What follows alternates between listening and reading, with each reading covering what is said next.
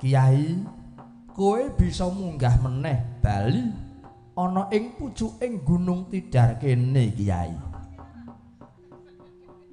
Iya bener apa sing dadi panarkamu, Kiai Semar Badranaya?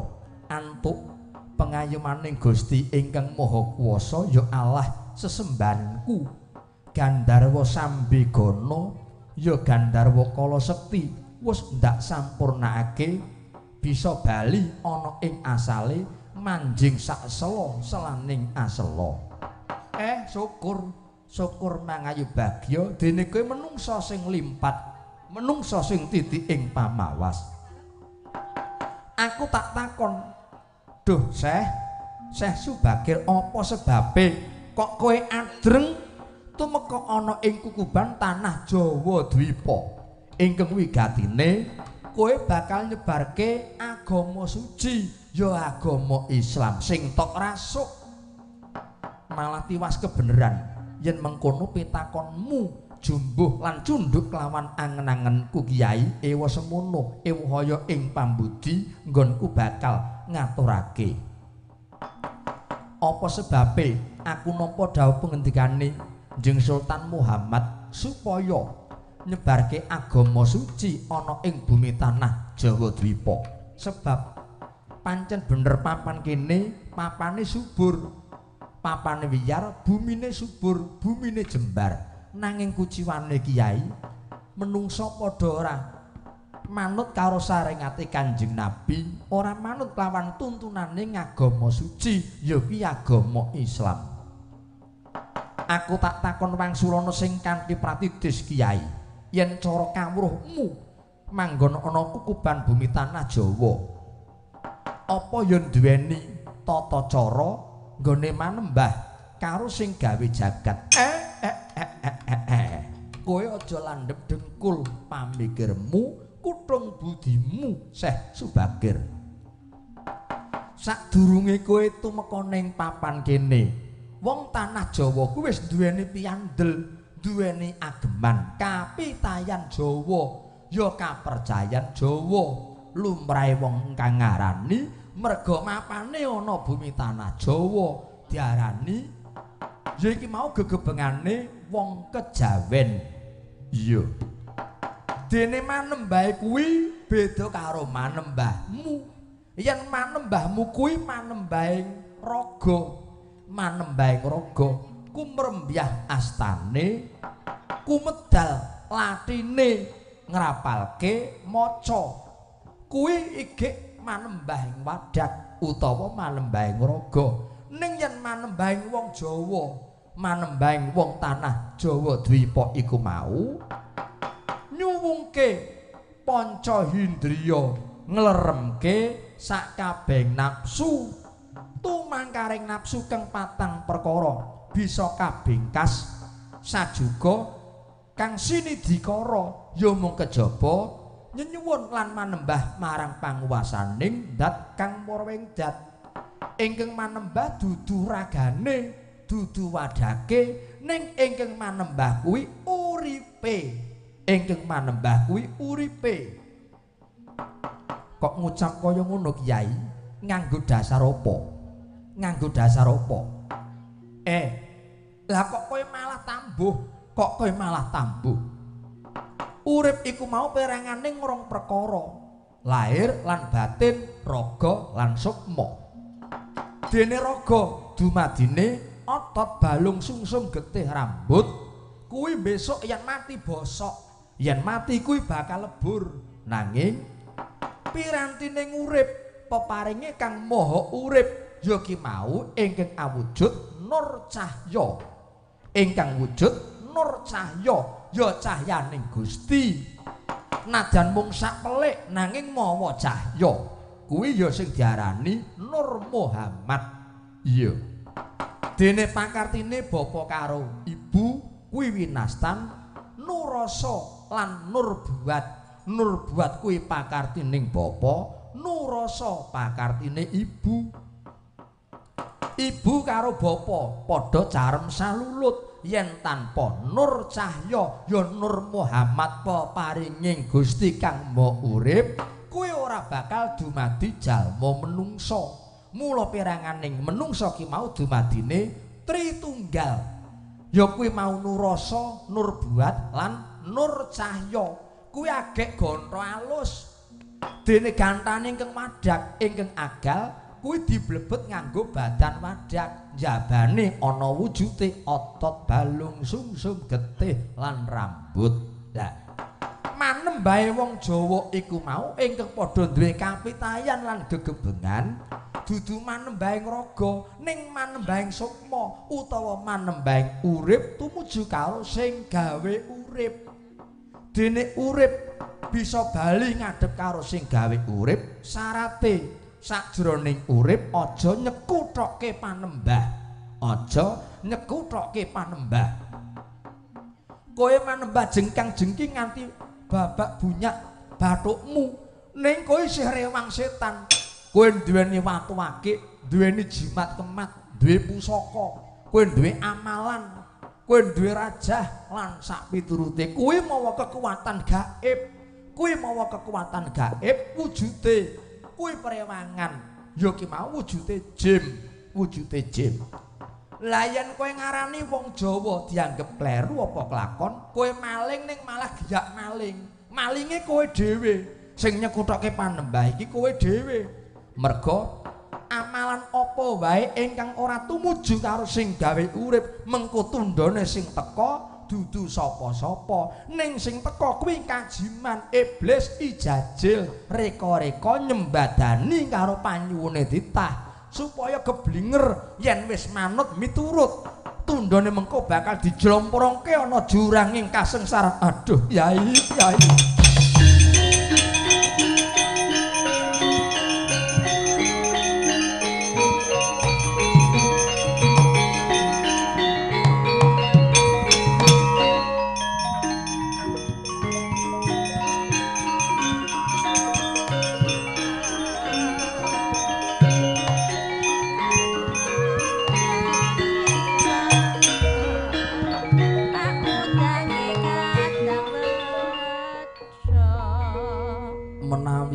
Kiai jebul manembahipun wong Jawa menika tata cara tumrap makrifat menika sami kemawon.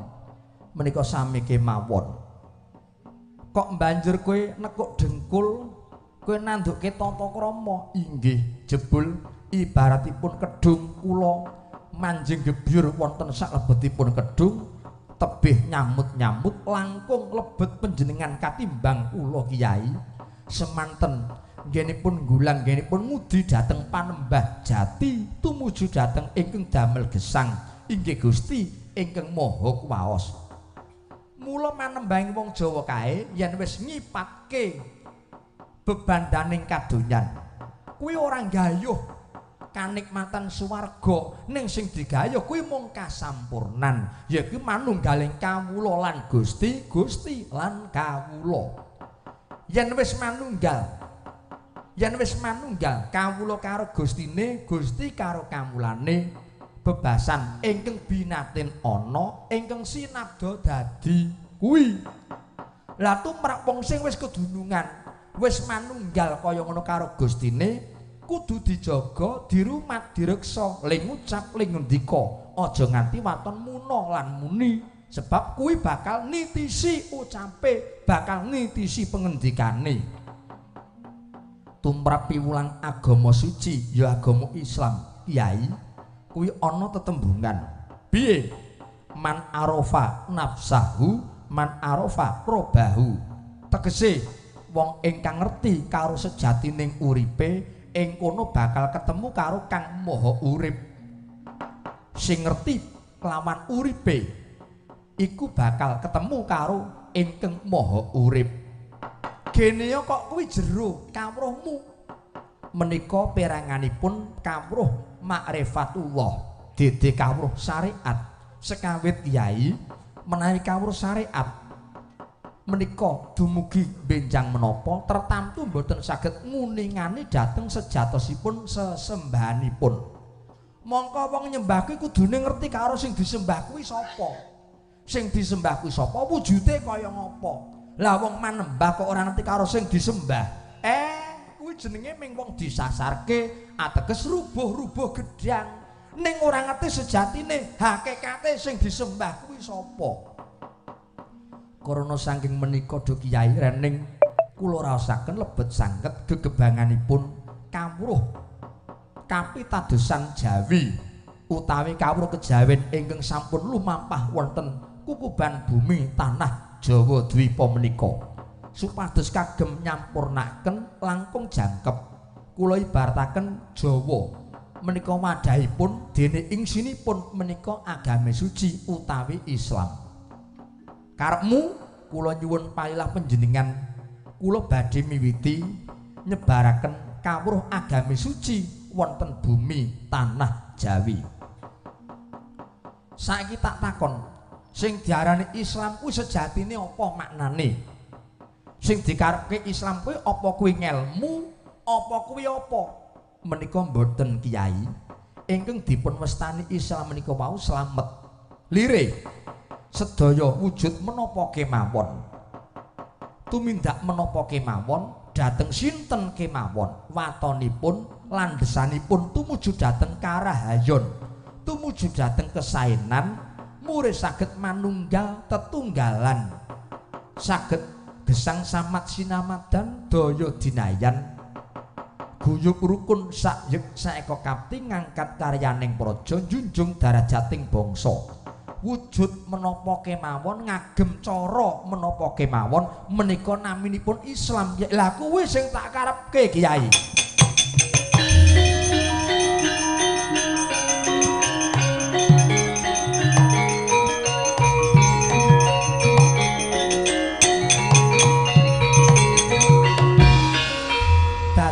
Keterangane urip kuwi aja ngrembug karo kulite, aja ngrembug karo njabane. Inggih, yen ngrembug karo njabane tekan jagat kapan kiamat ora ana enteke, ora ana rampunge. Anane mung bentak sirah, anane mung sikut-sikutan, jegal-jegalan. Nggonku sing paling bener, kae sing luput, kae sing kleru, sing apik nggonku. Kuwi nek ngrembug kulite. Ning yen wis tekan tataran rasa sing drembug kuwi jero ora ana barang sing geseh, ora ana barang sing beda. Menika naminipun tataran makrifat Kyai. Iya, yen ngono aku cocok, aku madhuk. Tak rilani Syekh Subakir yen kowe arep ya ki mau nyebarke piwulang agama suci, ya ki agama Islam ana tanah Jawa Dwipa. Ning ya welingku kados pundi Kyai? Aja dipeksa. Tumrap sing gelem nindakake manut saringate nabimu monggo, ning sing ora gelem ya aja dipeksa. Merga manembah kuwi mapane ana rasa. Diperintah kaya ngapa yen rasane ora madhep mantep kuwi ora ana gunane. Inggih, kula sarujuk menawi ngaten. Kejaba saka kuwi tak suwun kanthi banget muga-muga agamamu ingkang suci kuwi mau bisa ngrembaka ning bumi tanah Jawa Dwipa. Nanging agama sing nganggo rasa budaya, semono uga budaya sing nganggo kawruh agama. Lho, bentenipun budaya menika menapa Kyai? Yen budaya ki mau kanggo ngelus jiwane menungsa supaya ora kukuh bakuh, ora atos, supaya lembut, supaya alus carane nganggo budaya. Diblebet nganggo budaya. Nek cara-caramu kaya kono digawa mrene, wong kene ora bisa nampa. Lah carane wong tanah Jawa Dwipa kuwi gelem nampa cara budayamu, kowe kudu manut rening mapane ana tanah Jawa Dwipa. Sing ditresnani, sing disenengi kuwi apa? Wong Jawa kuwi kedunging kawruh sumbering semu. Kuwi wong tanah Jawa. Aja meneh kok diucap agek dilirik wae wis krasa, wis ngerti karepe nglirik ing netra. Kuwi yen wong Jawa sumbering kawruh kedunging semu, kuwi nggone wong Jawa. Inggih. Kowe gathuk? Inggih, yen ngaten kula mathuk. Semono uga kosok baline. Budaya ning nganggo piwulang agama, sebab agama sing tanpa budaya kuwi ibarate wong jangan sing ora nganggo bumbu, ora ana rasane. supaya rasane legi, asin, gurih lan sak piturute ora kena ninggalke karo budaya. Lan budaya aja nganti ninggalke agama. Budaya kang ninggalke agama kaya jaran sing tanpa keluwan, kebo sapi sing tanpa kendali. Kendaline urip ya ki mau agama. Mula agama lan budaya kabeh kudu samat sinamadan. Sing jeneng wong slametan, wong wilujengan, bersih desa, mitoni tedhak siti, nyur tanah nganti tumeka 1000 dina. Kuwi mujudke budaya. Budayane wong tanah Jawa, nggonmu kono ora ana. Nggonmu tanah Turki kono wong mitoni ora ana. Wong wiwit arep panen ning sawah ora ana. Wong tedhak siti nggonmu ya ora ana. Wong bersih desa nggonmu ya ora ana. Kendurenan nggonmu ya ora ana. Sing ana mung mapan ana bumi tanah Jawa kene. Merga kebak ing unggah-ungguh. Kuwi piwulanging urip, piwulang sing utama. Isa napa? Inggih, yen ngapun saged kula tampi Kyai awit menika luhur sanget bebudenipun menggah piwucal gesang. Dene kula nyuwun pitedah para manungsa kawula ingkang mapan wonten mriki kok damel wilujengan. Menika mengko kersa menapa? Sing dikarepke menika kok wonten tumpeng, wonten jajan peken, wonten ingkung, wonten godhong tawa, ugi wonten ing sakmangke wujudipun wulu pamedaling bumi, pala kependhem, pala kesimpar, pala gumantung. Menika mengku kersa menapa Kyai? Tumpeng, ngisore amba, pucuke lancip. Inggih, kuwi nuduhke manembah karo sing gawe jagat. Hablu minanas, hablu minallah. Arep jembar kaya ngepolis rawung karo wong sak ngalam donya, ning yen ngadhep karo ngersane Gusti liyane ora kena nyaru siku. Kuwi dhuwur pucuke lancip. Manembah sing dituju ya sing ning dhuwur, ya sing gawe jagat. Salukane kaya tumpeng, mengko karep tumpeng. Tumungkula karo peng kuwi pangeran. Kuwi diwujudi tumpeng kon tumungkul karo pangeran. Wonten malih menika kok wujud ingkung. Ingkung inggih dumadi saka kewan wujude pitik lanang utawa jago. Wong urip kudu nalikung sipate kewan, aja kaya dene wujud kewan. Yen wong urip ora iso nyandhet tumangkaring nafsu, engko ndak kedadiane kaya kewan. Mula sing diingkung kae pitik lanang salokane. Wong lanang kuwi akeh gorohe timbang wong wadon. Inggih. Lajeng menika malih wonten jajan pasar. Kae nggo mbekteni sing andhem rejeki malaikat Qasim. Dene pala kependhem uripe supaya bisa mumbul kaya mumbuling kapuk. Pala kesimpar aja dikiwake karo tangga kiwa tengen. Pala gumantung aja njagake karo liyan, ning kudu mandiring pribadi. Godhong tawa Kyai supaya tawa tawi tawar. Malih menika wonten wujud gedhang mas kaliyan gedhang raja lan gedhang longok. Gedhang raja kawibawane men kaya Nalendra Gung Binathara. Gedhang longok nggo mbekteni memulih lure menili ing longok nyambangi putra Mayah. Wi coba, lah sing musyrik tumrap agama kuwi nggon ngendi? Coba pikiren. Sing musyrik tumrap agama kuwi nggon ngendi? Mbesem sela Kyai. Mbesem sela supaya papan kono sak kiwa tengene gandane amrik mangambar arum rumah besing dur gandana lumrang kaya Banjaran Sari, nyingkirke nyegah sakabeng gondo sing ora ngepenake. Mula sarate nggo nawarke kudu dibesemke sela.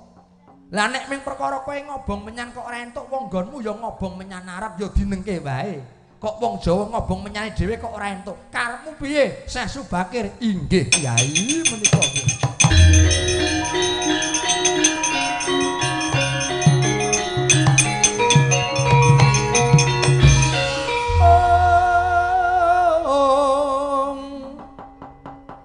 Lenglenging dramangumangungkung kandhuan limang ler lena tanpa kanen. Ngaturaken panuwun sedaya gembolanipun Paduka Kyai Semar menika cunduk kalian piwucal makrifat tumrap agami suci inggih menika agami Islam Kyai. Kula nyuwun palilah saderengipun kula miwiti nyebaraken agami suci kula badhe numbali bumi tanah Jawa Dwipa menika Kyai. Tak rilani lan tak amat-amati Syekh Subakir monggo sesarengan kalian kula Kyai.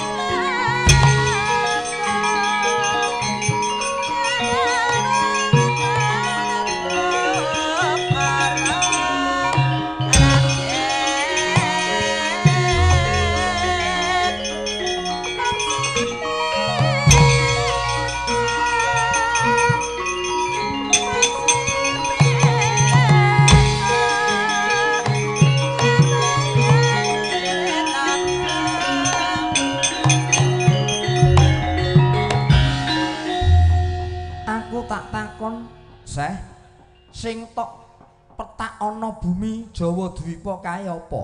Kok kiblat papat? Kiblat papat tok pendemi sing dipetak kae apa? Kyai atur uninga. Yektosipun ingkang kula petak wonten pucuking Gunung Tidar menika wau dumadosipun setunggal ingkang mapan wonten sisih kidul wetan. Iya, menika wujudipun duk. Kae duk inggih banjur ingkang mapan wonten kiblat kilen inggih menika alang-alang. Ya, sing ana kiblat lor kae menika dumadosipun saking andong. Lah sing dipetak ning kiblat wetan menika sarem Kyai.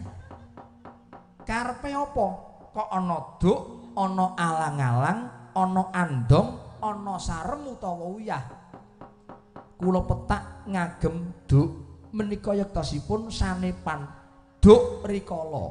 Duk menika nedaken wanci utawa wekdal. Duk rikalanipun Syekh Subagir kula pinanggih kalian Kyai Semar wonten pucuk Gunung Tidar. Duk menika nedaken wekdal. Oh iya iya. Alang-alang rikalanipun kula nampi alangan. Pepanggihan kalian Gandarwa Sambigana utawi Gandarwa Kala Sekti.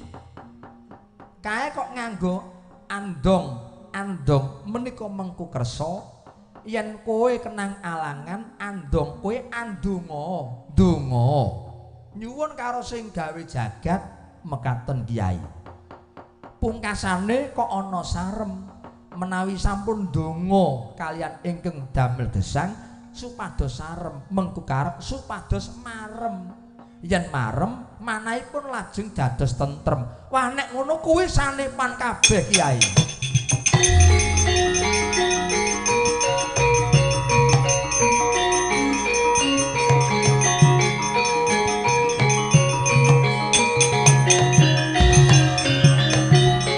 Nyata pandhita kang wis limpat wedharing ilmu kang sanyata sinamun samuning samudana.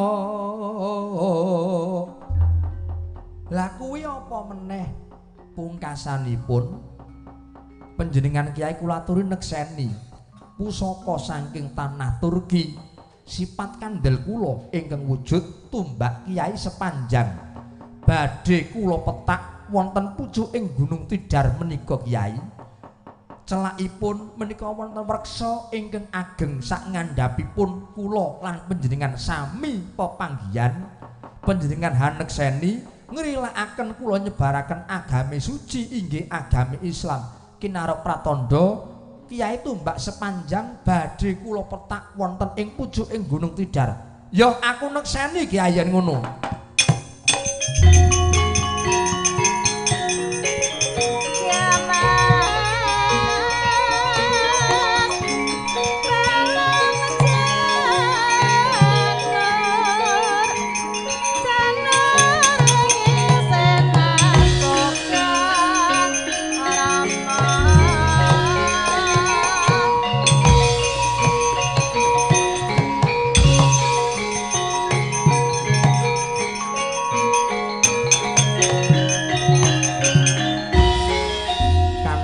Pungkasanipun nggen kula metak tumbak Kiai Sepanjang ing pangajap benjang tedhak turun kula tedhak turun panjenengan ingkang mapan wonten Jawa Dwipa menika syukur bakin saged anyungging sedaya pepanggihan kula kaliyan Paduka Kiai. Ya aku ya padha ngaturke panuwun sing tanpa upama tekamu ning papan kene nggawa karahayon nggawa kerukunan kula nyuwun palilah nyuwun pamit badhe wangsul wonten ing tanah Turki sing ati-ati seh.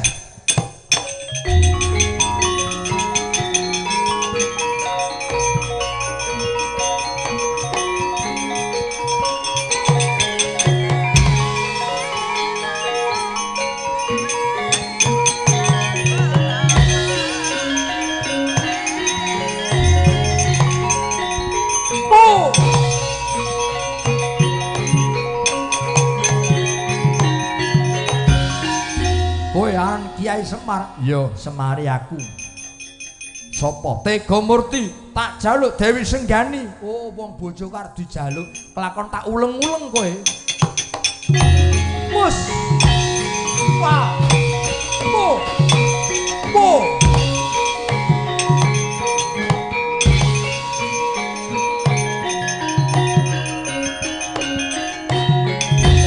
Wah.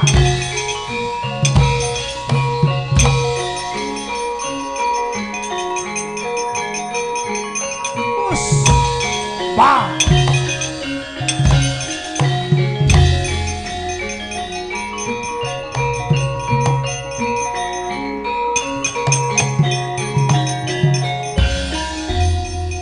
Prabu Tega Lono miwah Tega Murti ngruget Kilurah Semar. Nadyan to mung pasrah sumarah ning nyuwun marang panguwasaning Gusti satemah ruwat mala trimananipun babar jatining wujud togok miwah bilung.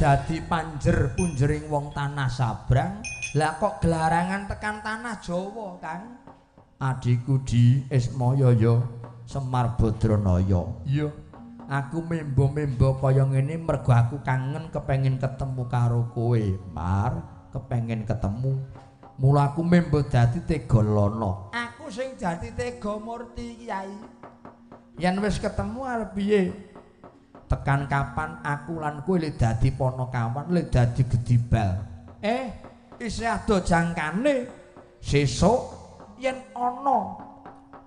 ana bumi tanah Jawa pisah karo bumi tanah Jawa kang sisih wetan iya ana gunung jebluk ngetokke welahar ngidul ngulon parane gandane kok bajin banyuning samudra mumbul ana daratan ngelem kraton sing cedhak ana kono mertandane ora meneh aku lan kowe bakal kukut bali ana ngajal kamulane reki aduh adikku di